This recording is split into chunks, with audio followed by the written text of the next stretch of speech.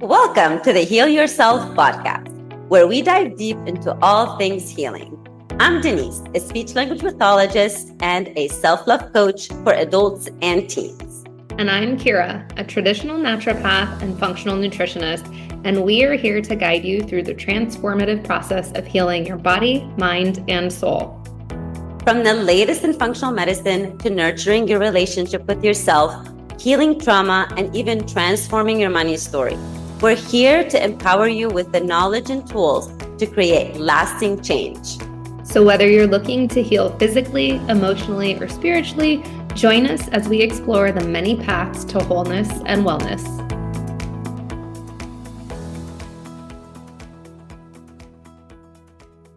Hey guys, welcome back to another episode. It is Kira today, and we are joined by a special guest.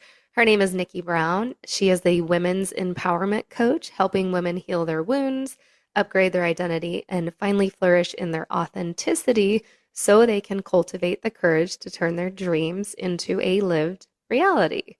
So, Nikki, welcome to the show. Thank you for having me, Kira. So happy to be here. Yeah, glad to have you. So, I always kick it off.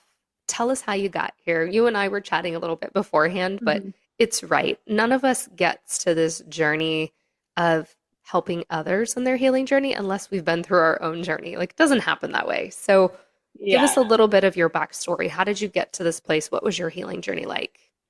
Yeah, for sure. I'm gonna take you way back for a minute because I was always this kid who was, such a sensitive soul.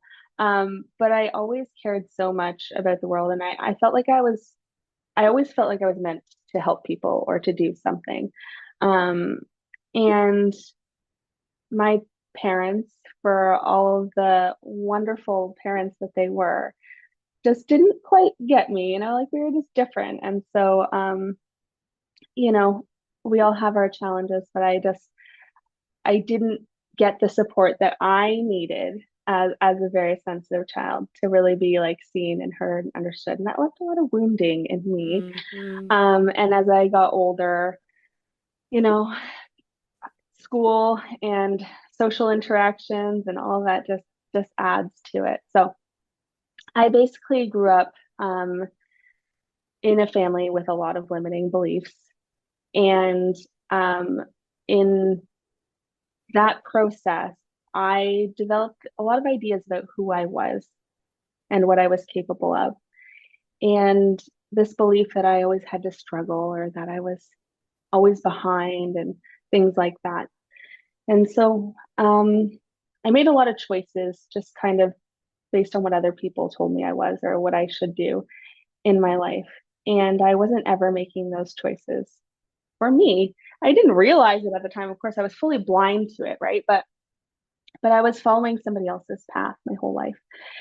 And long story short, I woke up one day and I didn't recognize the person I was.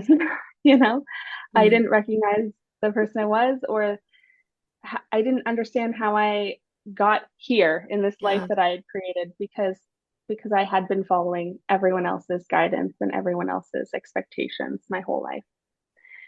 And that was a rude awakening for me because at the time, I had a daughter, and I had this moment where I didn't like the mom I was becoming. And that was the biggest shakeup for me because I had dreamt for so long about being a mother. And looking at myself and looking at her, I could see myself making those same mistakes, falling into those patterns. And I realized like I could see the mirror, and I was like, oh, something really has to change. And I took a really hard look at my life, and I realized all the places where I was making unhealthy choices for me. And I was kind of sleepwalking through my life, and then I wondered why I was like burnt out and like cracking under the pressure. And I was struggling under the weight of this like perfectionism and this overachieverness, trying to do it all and be it all and have it all. And I didn't even know what I really wanted for me, but I knew it wasn't that. And I knew Hmm. that was the thing that was making me unhappy. Like, this is the thing that's making me like the mom with the short fuse and the unable to handle stress and always overwhelmed because I'm trying to do too much. I'm trying to be it all and have it all. And maybe I just need to change something. So that's kind of where my journey began with this realization. And truthfully, I started looking to fix myself. When I started my personal development journey, I was like, there is something wrong with me. I'm living the North American dream. I have climbed the corporate ladder. I have the house. I have the marriage. I have the kid. I have all of the things that I checked all the boxes. I followed the path that everyone told me to. Why am I here? Why doesn't this feel Hmm. right?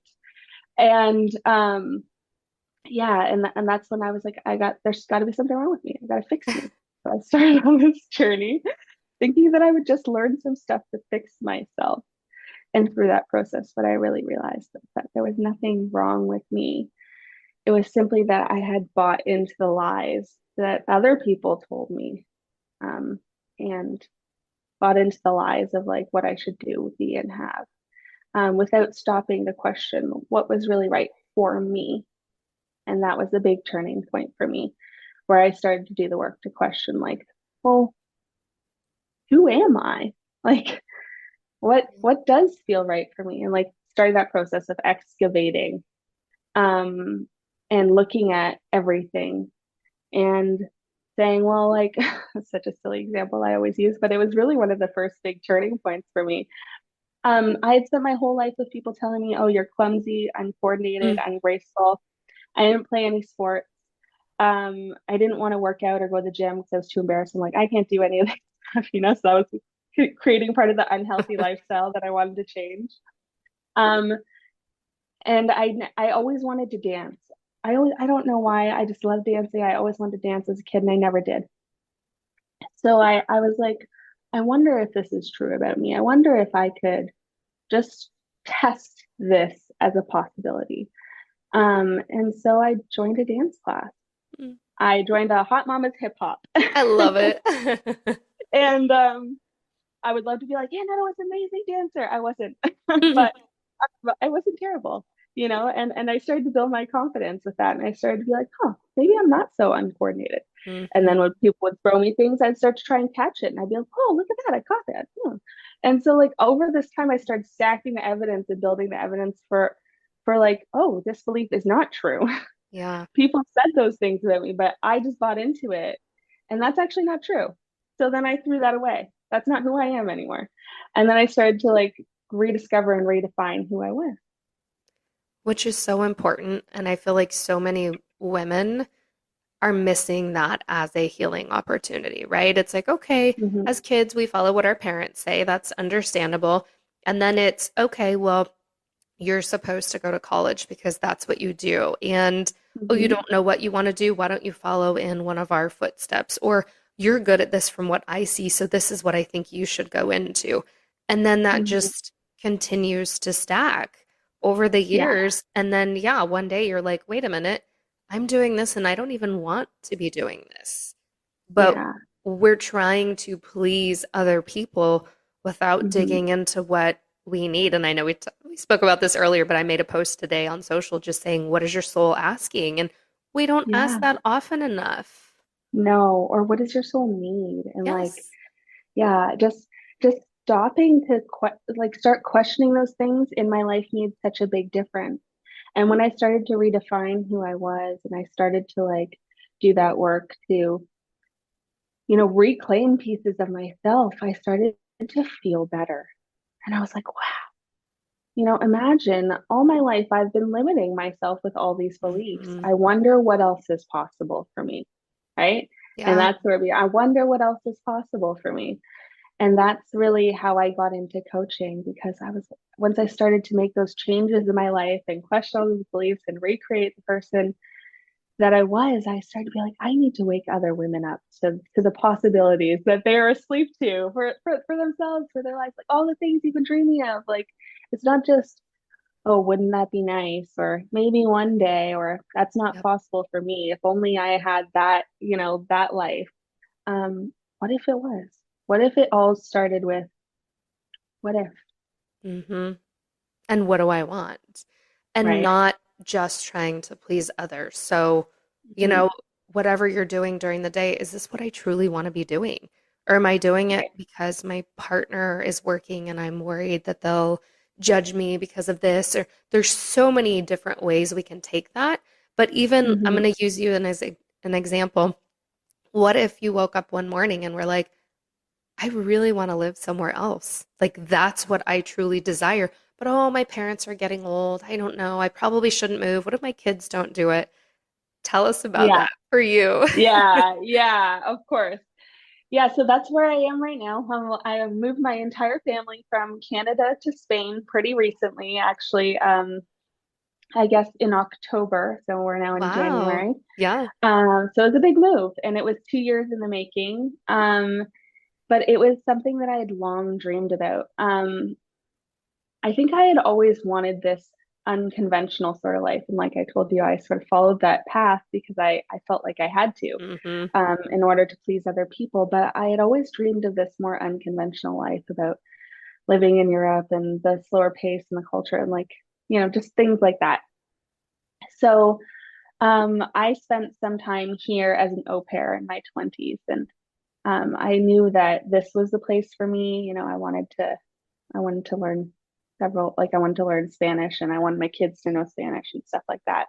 But I didn't think it was possible for a really long time until I started making those changes in my life. And then one day I started talking to my husband about like, well, we always say like, oh, wouldn't it be nice if, or maybe one day, but what if we said like, well, why not? Like, why can't we? What if we just try this thing? Like worst case scenario, it doesn't work out, we move home or whatever, Yeah. like what if we just explore this as a possibility? So we did.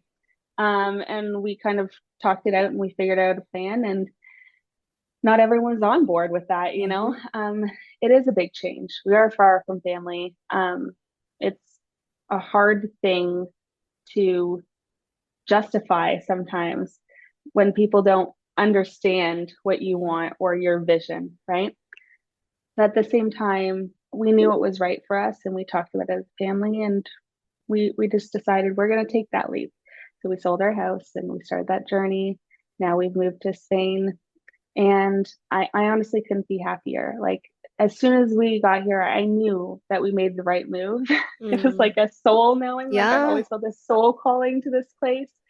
Um, but yeah, it's just we knew in our hearts that it was right for us, even when other people didn't understand it. But I never would have had the courage to do that if I hadn't already stacked so much evidence and like spent so much time proving to myself that I can follow my path and I can trust what's possible, and building the confidence and the courage to make those big moves.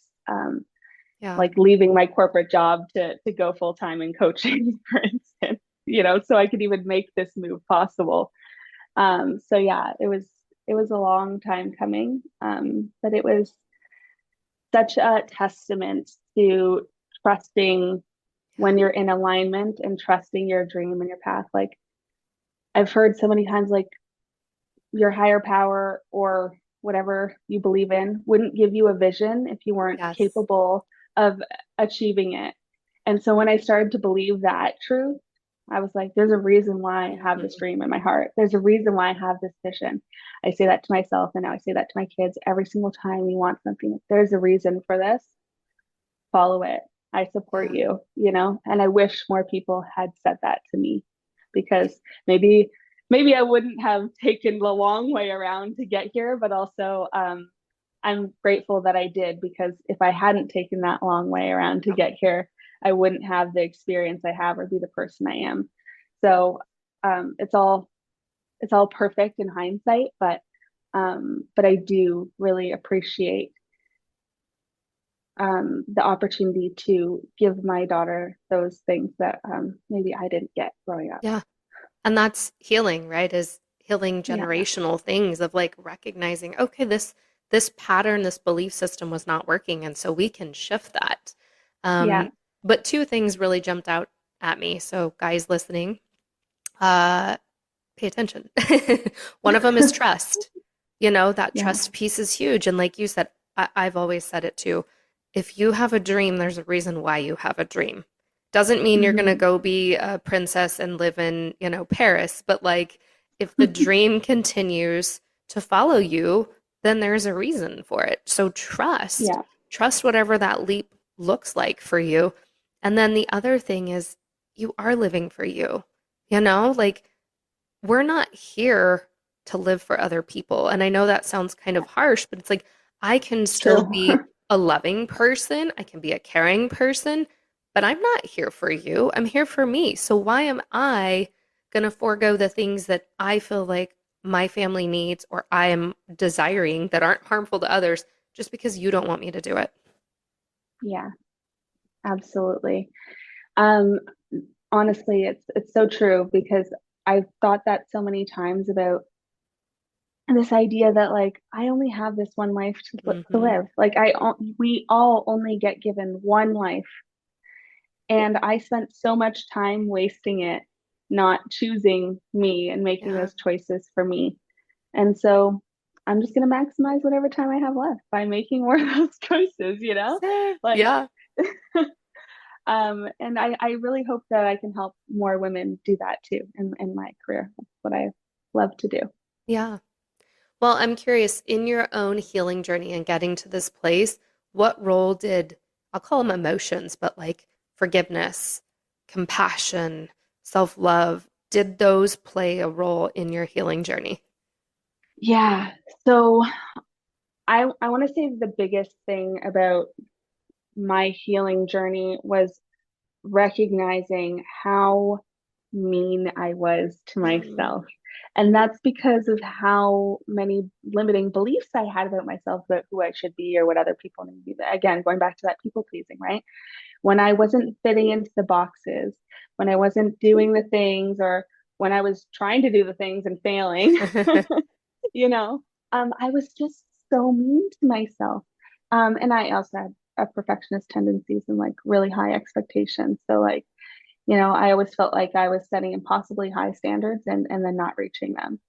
Um, and I would beat myself up and I would judge myself.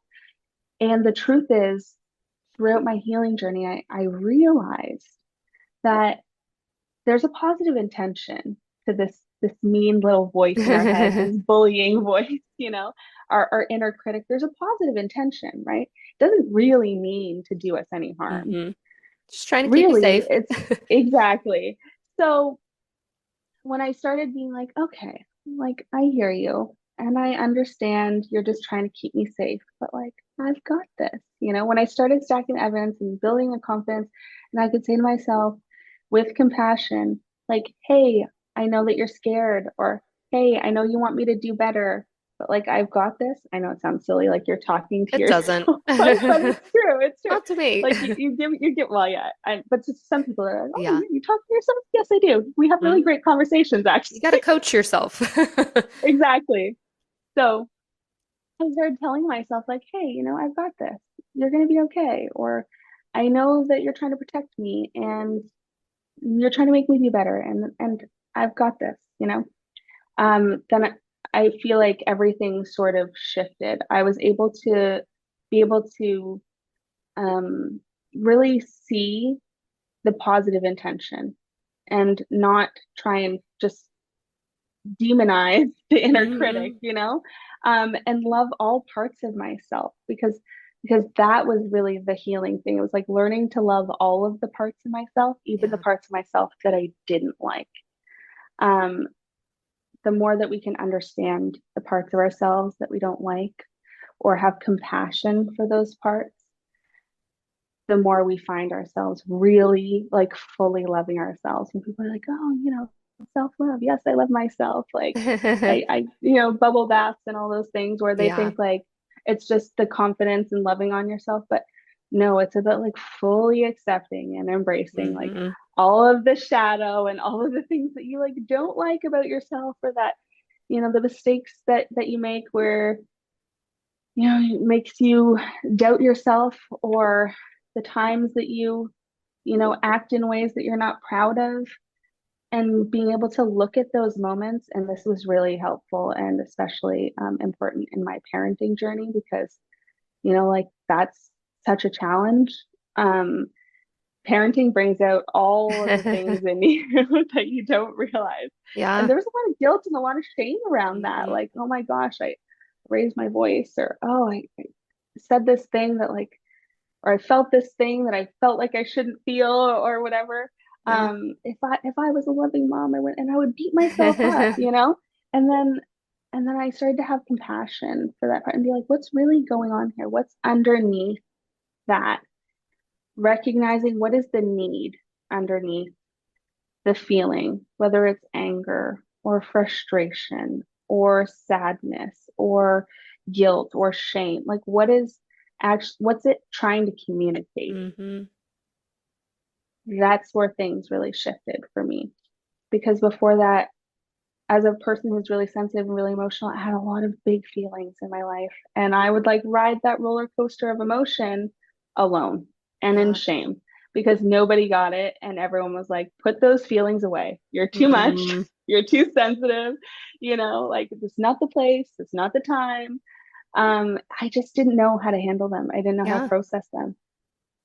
And so a lot of it was for me learning how to accept those parts of myself and love those parts of myself with compassion. And to get there, I really needed to understand it. It's something that I'd never done before, that no one ever took the time to help me Yeah, do. there's not a course in school on that. No, no, there's not. There's not. And Sadly, there should be. there should be. It takes time too. This is not an overnight thing. It's an ongoing thing of, oh, Yes. this is a trigger. What's the lesson in there? And how can I show compassion? And one of the Hmm. things I've told my clients in the past is think about how you speak to your best friend, right? You love on them, you encourage Hmm. them. For the most part, if you're a good person, you should Right. be speaking to yourself in the same way because we Hmm. are our own biggest critics. And why? Yeah. We don't need to be. Hmm. Yeah, that it's so true. Like, to be your own best friend, Yeah. right? Also, because that was like a big issue for me at one point in my life as well, where I felt so lonely because I had like distanced myself from so many people because I was in such a dark place. Mm, And like you kind of pull inward. And there was a lot of like shame around that. And I was like, oh, like this is because of who I am or whatever. And I don't have a friend that I can call, cry on their shoulder because backstory. I had a really rough point at one point with my one of my best friends because I ended up dating and now married to her brother. So oh, um spicy. but yeah. So like that friendship, there was a rift in it for a while, and that Mm, that was part of like my journey and my struggle. But at a time where I didn't have that relationship in my life, I needed to learn how to be my own best friend, right? mhm. Um, And that was something that I learned through my journey about learning how to give yourself the things that you need, even the things that I was expecting from my husband, right? Sometimes I think in a lot of relationships, we try to make other people meet our needs all the time, and we don't realize that we can actually meet our own needs. Mhm. Like, this person doesn't evoke anything in me that's not already there, right? Yeah. So being able to like recall a moment in my life where I felt really loved and supported, and to be able to like close my eyes and like call on that moment and feel those things and know like, oh, I can capture that, and that's right here. It's always here, whether those people are here or not, right? Mhm. I have that, I can create that, I can give that to myself. And that was such a pivotal thing for me as well in learning how to like navigate that self-compassion, because I learned how to give myself and meet my needs that I couldn't always meet through external sources, right? And that's one of the biggest healing tools you have and one of the biggest gifts. So Hmm. I'm curious because Denise and I talk about this all the time, but we're forever on healing journeys, right? If we're not talking physical body, guys, you shouldn't be physically healing yourself 24/7, but like the rest of you, there's always aspects that need healing, relationships with others, relationships with self, relationships with money, like everything. So I'm Hmm. curious, how do you embrace that and how like is there an area without getting, too personal that you're working on currently? Yeah. So I do feel like healing as well as a constant journey. Like I'm always healing Mm. in different ways. I always like it, like when I speak to my clients, I liken it to like washing your hands. You don't just wash your hands once and they're done, they're clean, and you're like, oh, all good. No, because life, Hmm. things happen, and so naturally as humans, stuff gets Yep. shaken up, like the dirt in the water when you step in it. Things get shaken up. So yes, I am always doing the work myself, and part of that looks like a lot of reflection and inquiry, um, because I still get triggered in moments. I still We're have, human. yeah, I still have those moments where my emotions get triggered. Um, one of the biggest ones for me has been in this journey of moving, because as much as it's been like Mm. this dream come true and it's been like amazing to finally arrive, there's been so many moments where I have felt unsettled, right? And so that it creates some unsettling in the nervous system, right? Yeah. Things are new, things are different. I'm not quite here, not quite there. I'm in this in between stage. Like we moved like 4 times in 3 months, and there's a lot. And my Yeah. kids are very dysregulated because they're all so little, and they're like, having a hard time with the transition. So there's a lot of moments where it's been a real challenge for me to continue to work with my tools and to like, notice, oh, the subtle sensations in the body that give me clues like, oh, I'm very dysregulated. And that might sound like a, I'll find myself sighing when I'm Hmm. loading the dishwasher, like, or like, you know, I'm like, ooh, I'm dysregulated, because like that sigh is a good sign for me. So it's like really about paying attention and noticing the cues in the body and coming back to that and being like, oh, okay, when was the last time I took a minute for me? Or because I was way out of my routine with like working out and like the way that we were eating and stuff like that, new foods and new schedule. And so I had, oh, okay, when's the last time you ate? What did you eat? Oh, not a balanced meal. Okay, like you needed to. So like just going back to check into those moments where I was feeling like maybe on edge. And it's because maybe I wasn't taking care of myself in the same way, or Mm. because my routine is out of whack, and like that's gonna happen. Life is gonna life. Things Yeah. are gonna throw you Doesn't off, stop. and you gotta figure out how to navigate it. So yeah, my number one tip, I guess, and the number one thing that I always come back to is just maintaining connection with myself and with Yeah. my body, drawing awareness, and then looking under the hood and being like, what's going on here? Yeah, I mean that awareness is key. We can't make any changes without awareness. And then it's got to Yeah. lead to the inquiry. Like we were laughing about talking to yourself. I don't talk out loud to myself, but there are conversations happening in there when I'm getting triggered. Okay, why did this trigger me? Is there a lesson in here? What can I learn from this? Because I really do view everything as a learning opportunity, and everything Hmm. around us is an opportunity for healing. Like you said, Yeah. moving to a new country. That's a huge area for healing Yeah. opportunities for everyone. Safety is a huge wound for me, and that was Mhm. something that I've learned through my healing journey, because I had a lot of moments in my childhood where I didn't feel like a sense of safety. Um, and that was why that was getting triggered so much Yeah. in this move, which was so interesting to me. I didn't expect it. So that's the other reason Mhm. it kind of caught me off guard. So I'm like, oh, this is my dream come true. So why are all these things coming up, right? And when I sat with it in sessions, I realized, oh, okay, your safety wound is being like Mhm. brushed up against right now, because there's a lot of things that are making you feel, oh, this is unknown. Unknown equals unsafe. Now, Yeah. how do I navigate this? It's a lot of extra stress on the nervous system. I'm outside of my window of tolerance. Like, how do I re regulate and bring myself back by taking extra time and care for myself? Yeah. Well, this was such a lovely conversation. If people Yeah. want to come find you, what's the best way to do that? Yeah. So they can find me on Instagram at sunflowers in sun showers, Love it. or they can, yeah, and there's a big story behind that, which for another day. But or they can find me on my website at www.sunflowersinsunshowers.com. Awesome. And guys, this is always in the show notes. You can look her up in there. But it was so nice speaking with you. I always love, I, here's the thing, Denise and I also talk about this a lot. This podcast has been healing for us, and we didn't Mm, intend for it to be that, but every guest brings us something where it's like, oh, that hits home. I needed to hear that. And so we just always appreciate you guys coming on and hoping that it hits others in the same way. Yeah, so guys, we will see you on the next episode. You know the drill. We love feedback. Come hit us up on our Instagram page. Let us know what you want to hear about. Leave us a review, share it with a friend, do all the things, and have a lovely day.